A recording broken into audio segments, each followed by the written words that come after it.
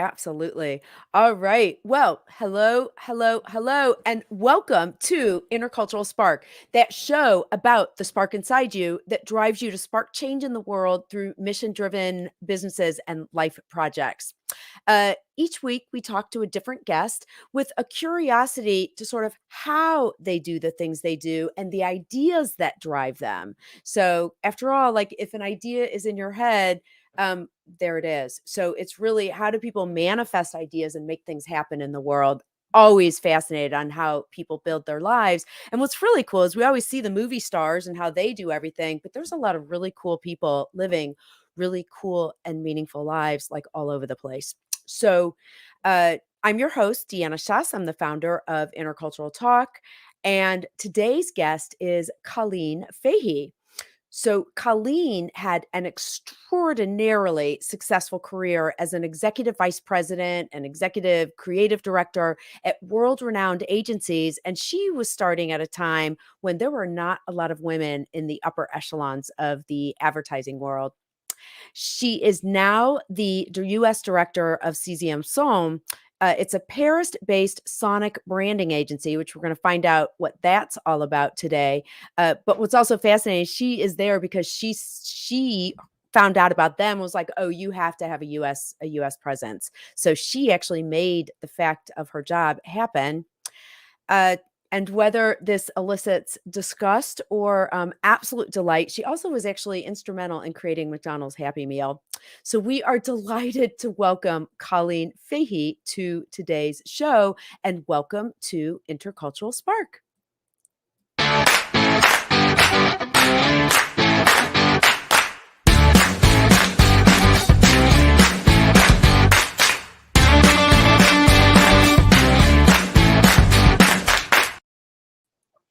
Hi, Colleen. How are you? Hi, Deanna. I'm very well. I love your claps and your audio signature there. Oh, thank because you. It makes it sound like people are supporting you and that they're working together. So yeah, good that. Symbolism.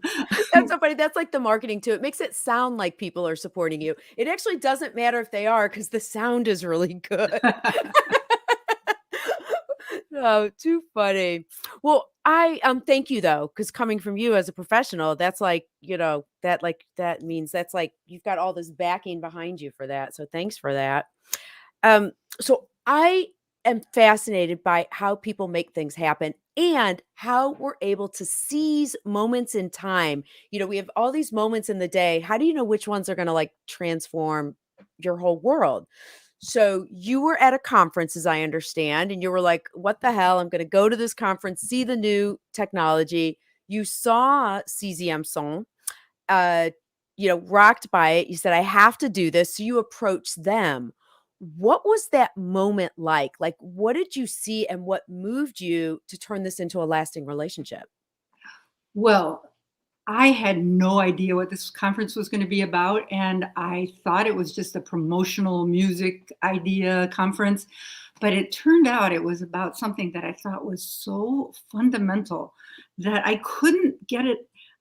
I couldn't believe I had never heard about it, and it was sonic branding, or also called audio branding, and it was the idea that the same way that you do visual logos, typefaces, colors, brand names, you can also do it in sound. You should have the same sound and the same discipline around sound as you have around your visuals.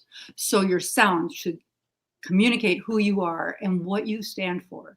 And I thought, this is bigger than anything that I've been seeing going on in advertising, marketing, promotion, activation.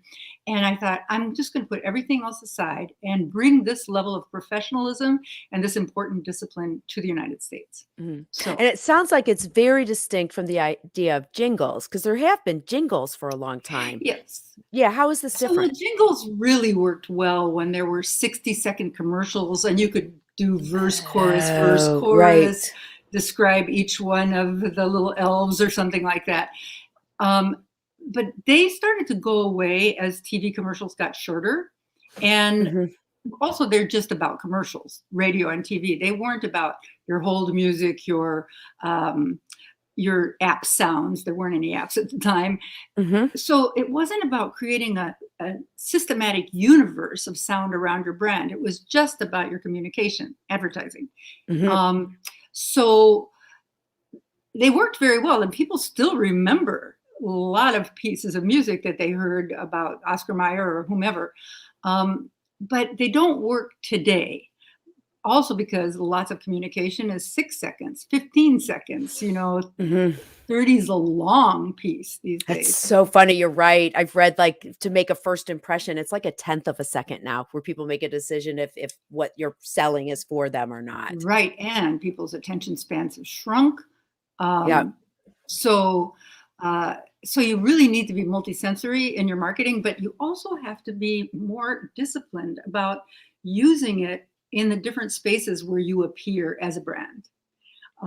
So it might be at retail, it might be on a on hold message, it might be a voice app now. Now you're doing podcasts and voice apps, Mhm. and those, if you're only doing a voice, you're going to be so vanilla. You need to have your sound.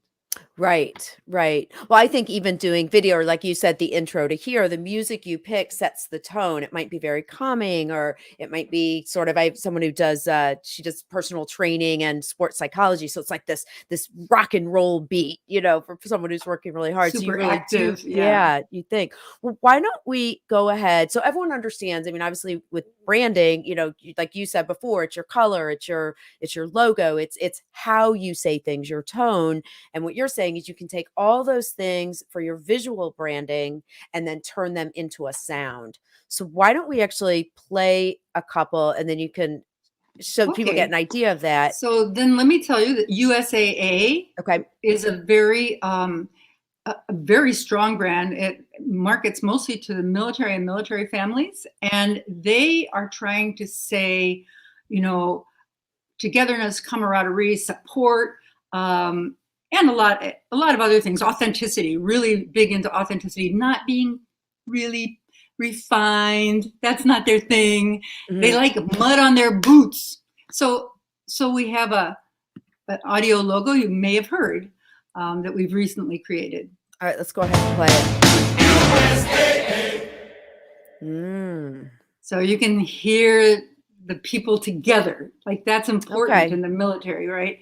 And also, it's actually the singers are not all singers; they're people singing. So it's not perfected, and that makes it very authentic.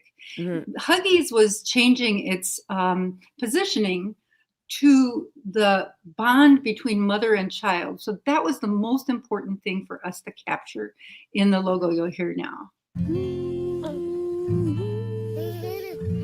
I'm always like, little baby.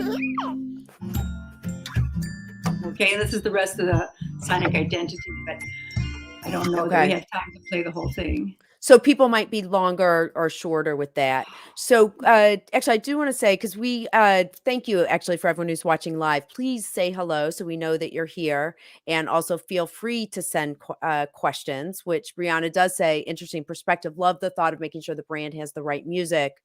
What impact can the wrong music have on a brand? You can really send people down the wrong path if for instance, USAA played something very like classical instrumentation and delicate sounds. It would just be so off the brand. It would Mhm. be like putting clashing colors together. Um, Sometimes you can be not exactly wrong, but just boring or be exactly into the category. So in diapers, for instance, a lot of brands use ukuleles and string guitars, and you could use that. It would be fine to be close to the brand, but you wouldn't stand out from the category. And Mhm. that's a important thing too. Mhm. There's another thing that a brand can do. And if you'll go back into, Deanna, go back into the site, if you're a challenger brand and you don't have as much brand name recognition as your competitors, Sparkling Ice had that problem, as well as another problem in that people thought their name was Ice. So we've created an audio logo for them. Audio logos are about 3 to 5 seconds. Um, and you can hear that the name is sung sparkling ice with the same note for sparkling and the ing and the ice. Oh, sorry. Was that the right one to play? Just play the little video. That'll do it. I think that'll have Oh, this video. Okay. Yeah. Sparkling ice.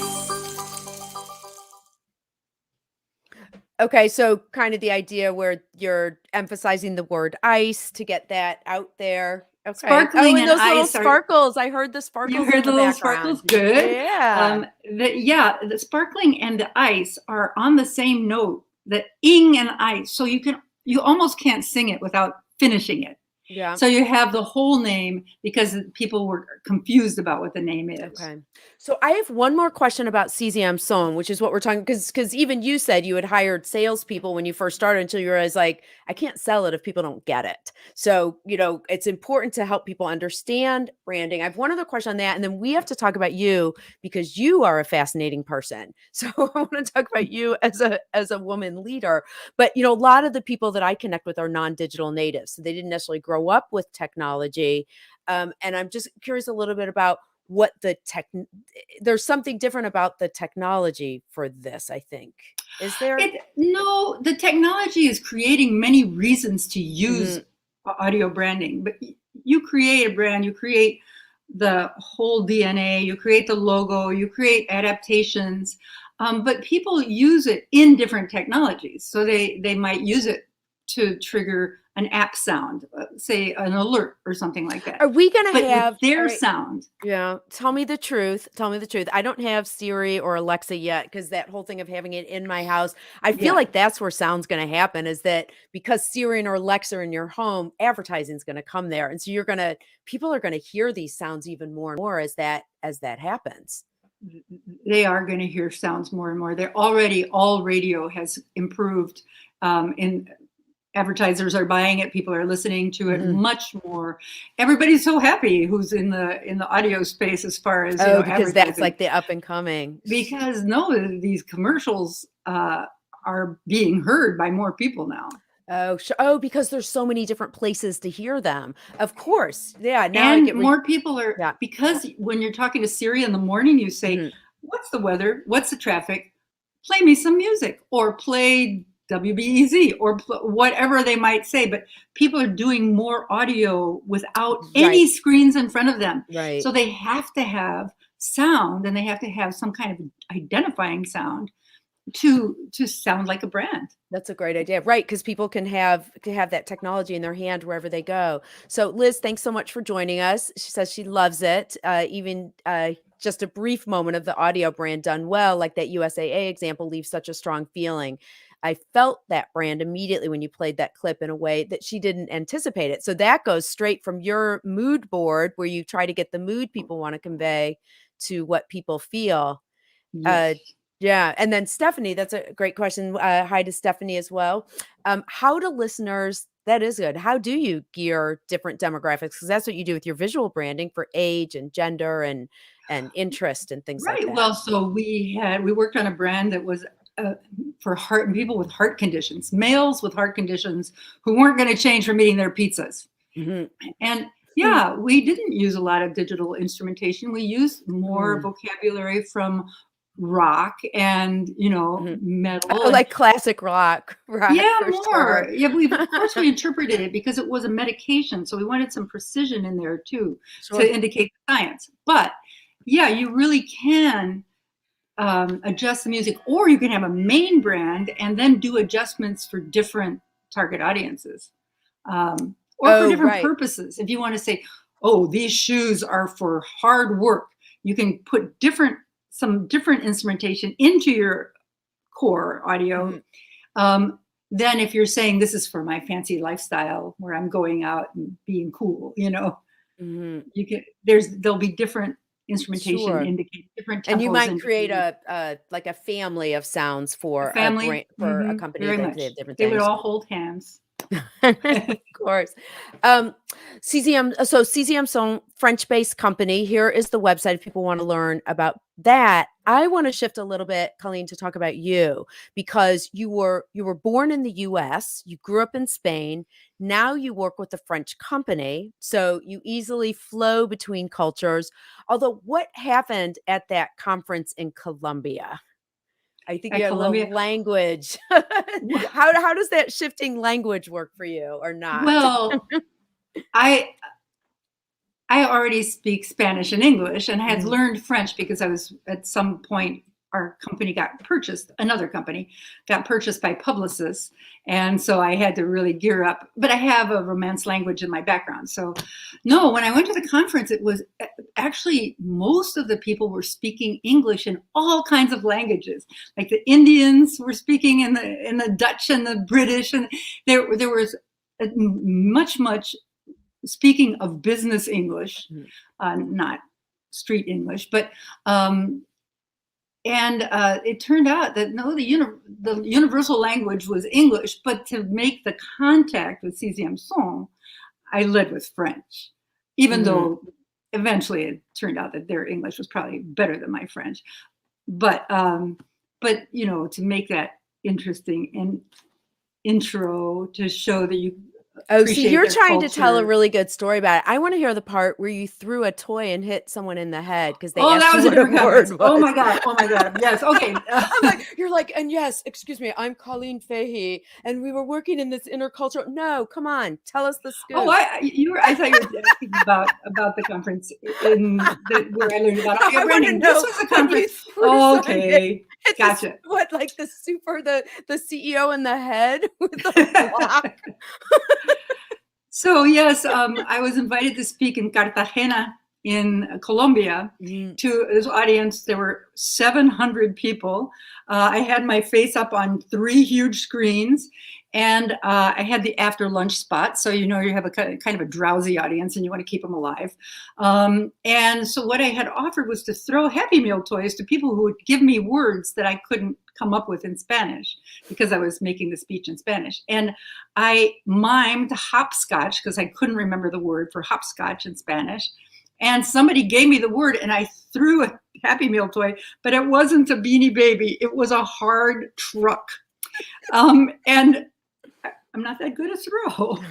And what happened was I threw it and it landed just shy of the man that it was sent to and hit this guy who was starting to doze off in the head.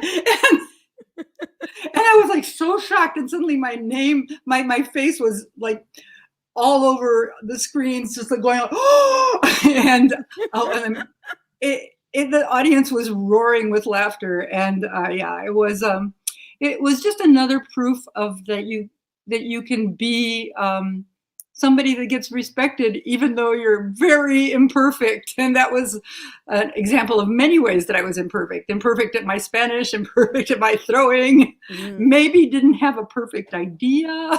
And was that you who said that you were contacted by media after that about that? Oh yeah. Yeah. Oh yeah. The television stations, radio stations, news reporters. Yes. When I got on the plane to leave Colombia, people pointed at me. They recognized me. They were showing me my face in the paper. Yeah, yeah.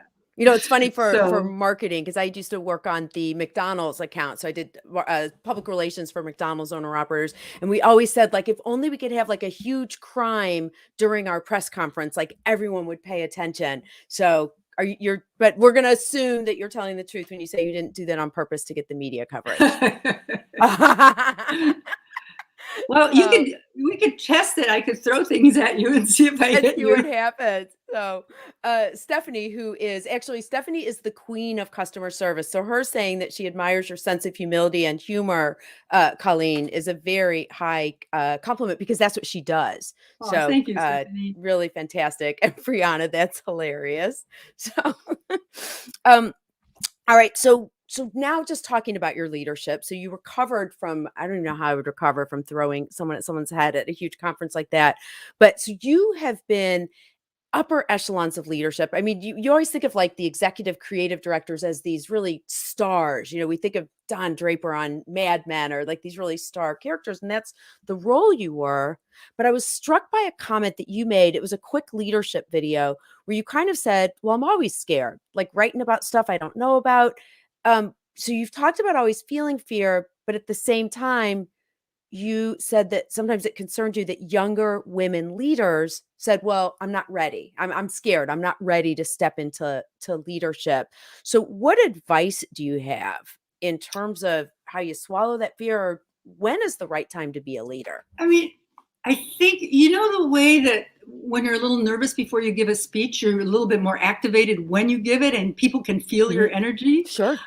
I think, you can use your fear that way too, but for me, it was always a question of just taking responsibility that needed to be taken.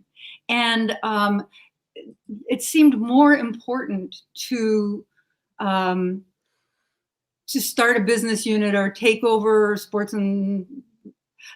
marketing responsibilities or something more important than my own little silly fears. Like the taking of responsibility was what made me a leader, and the feeling that responsibility needed to be taken. Now, I am an oldest child in a Catholic family, so that probably, already triggers you to think I need to take responsibility here.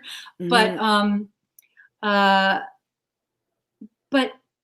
I just moved into things knowing that I don't know how to do them, but that I have good values and I really trust good people, and I can figure it out as well as anybody else can figure it out. I know I'm creative too, which maybe gives me I trust this back brain of mine that I don't really control, but gives me ideas.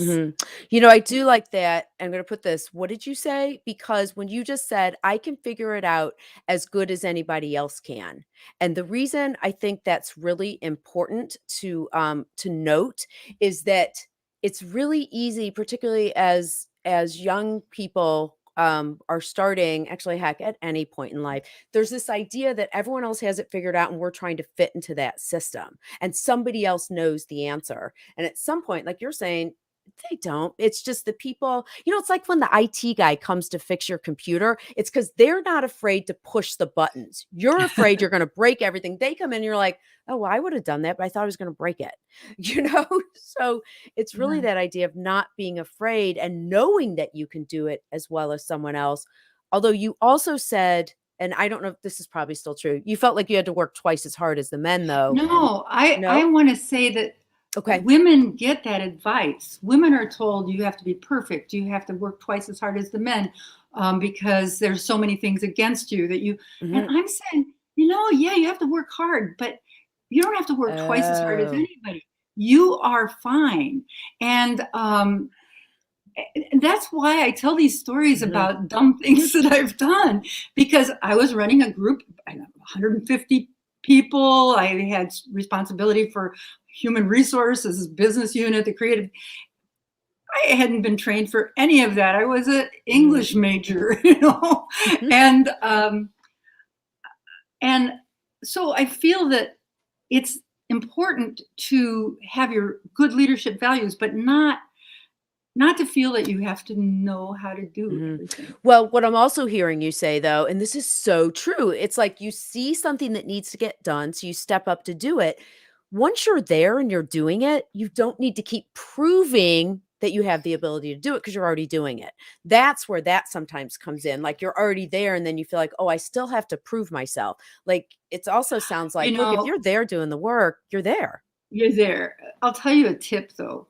It's actually, if you feel like you're not getting credit for doing what you have been, go outside the company. Make speeches, write articles, put up blog posts, because when they hear other people talking about you from outside, then the respect begins to grow.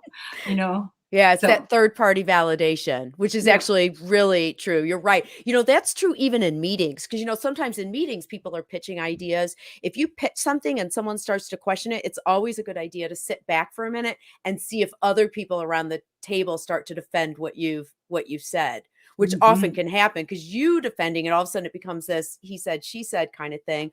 Other people start presenting it. It again gives that third party validation. So Brianna asks, and thanks so much, Brianna, for being here today. When is a time you found that doing something before you felt ready had a really positive impact on your career? Okay. So there was a time when an old client called to say, I've just become the CMO of the US Postal Service, and I would love to work together again. I'm going to run a pitch. So we met, the executive committee met. I was on the executive committee. Of course, I was the only woman. And I said, okay, we have a big opportunity here. We just have to pitch it, which is complicated because it's government. And I think we have a pretty good chance of winning it. And the executive committee said, no, we don't want it. We've gotten such an influx of business that all the account people are gone. I mean, we've used them, pulled them from different accounts. I slept on it, and the next morning I called them and asked for a 7:30 meeting of the president and the CEO. And I said, I know how we can run this. I'll be the account person. Mind you, I am a goofball creative and I have no account skills, except for I have ideas, I have relationships, I treat people respectfully, all that kind of stuff, but I didn't know the nuts and bolts of that role. But I said, if we get it, just give me one person, any account person, even a junior one, I'll figure it out, we'll run it. And the company, we ended up having a whole floor in one Illinois center of people, $12 million in revenue at the time that I left off to do something else. Wow. Yeah, I figured it Fantastic. out and I got good help. I mean, I Mhm. got good help. Yeah, like once you put the idea in place. So I can't believe how fast this goes. I'm going to ask you a huge question and ask you to answer it like in one sentence. Thank you, Deanna. Because then we need to go on to our final interpretive exercise of the day. But you shared this with me, so I hope it's okay that I'm now telling the world that you were 63 when you approached Sixième Son, and that was 8 years ago. So you've said age doesn't matter when you do your own thing. So, how do you see your role in driving creativity and innovation in your career as you age? Well, right now, my age is it kind of confuses me, because I'm getting interested in something else. I'm really getting interested in artificial intelligence and Mhm. voice. And so I feel that I want to go that way, take my group in the United States, which is, and Canada, to come along with me and stretch the boundaries of what people have been thinking of as audio branding, because now there's all kinds of new tools, not perfect at all. Oh, you said one sentence. I'm sorry. No, keep going. But what you said is fascinating. The fact that which I think is so important though, because it doesn't matter if you didn't grow up with technology, because we're not getting old without it. And so the fact of looking at that is such an amazing ability is to look at what's coming. What does it mean if you've got sound branding with AI? Like to be able to look at that and put it together. But I think what you're saying, what's so important is there's no age to that. No one's society may try to say you're supposed to stop, but there's actually nothing physically preventing you from following the technology and following the ideas where it goes. Not at all. No. So I'm building my networks in that area, Oh, cool. seeing if Oh, I can help them for a okay. while. Yep. Yeah. Mhm. And the other thing you just said, again, you're seeing this idea, following it, and then how do you build relationships or write articles? Like you learn by doing. You don't sit back and wait until you're ready. You learn by doing. So we are ready for that time of the show, which is and I have to show Stephanie's question after this because it's funny. It's the flash exercise. All right. If you ever feel sorry for me and want to give me a sound branding for my flash exercise. No, it's very authentic. Do you like that? It's not me back here like saying it. All right. Because Stephanie even asked what my music was going to be for the flash exercise segment. All right, we are at the flash exercise, and we do it every time. Colleen, this is an exercise. It's one that people can do at their desk. I invite you to do it with me. I'll make myself full screen. I'll teach you the exercise. I am a certified fitness professional, so this is a real exercise. And then I'm going to give you a chance to guess why I picked that exercise related to you and our show. So I hope you'll do it with me. Give me 1 second to make myself full screen. So to do this exercise, I'm going to ask you to stand up. You can do this right at your desk. You could do it probably sitting as well. I got to scooch back as far as I can. So here's the exercise. You reach up. So your arms are up overhead, core brace, and then you take your arms and you bring them back down until they come right behind you with palms up. So do that again. It's a reach up, and then you take it back, palms up, down. You can actually do this lying on your stomach. It's even better if you do it lying on your stomach because you work against gravity. Let's do it one more time. So it's here, and then you come down here. It is a lat pull down. It works your latissimus dorsi, which is your back muscles. So that's a lat pull down. Colleen Fahey, why do you think we picked that exercise for you and this show? Maybe because it opens your lungs and helps you sing more fully. I don't know. Singing. The reason that I picked it is because Colleen is Superwoman. So there you go, soaring through the air, helping her clients, soaring ahead into the future. So that's why I picked it, because you are absolutely amazing and a superwoman. Thank you so much for joining us on the show today. It was so interesting to learn about this whole new genre and area, and to know that that's kind of, keep your eyes open, people, because it sounds like that's where things are going. So thank you. And I hope we can catch up again and see more of what you're doing. Okay, Deanna, thank you so much. It was really fun. My pleasure. Oh, good. Thanks. Bye-bye. And for everyone else, we'll see you next week. Actually, next week, we have Lawrence Minkus, who is co-writing a book with Colleen right now about sonic branding. So we're actually going to hear a little bit more next week. For him, it's like one of 100 books he's written. So we want to find out his secret about that too. So we'll see y'all next week at noon. And again, thank you so much for joining us. Bye-bye.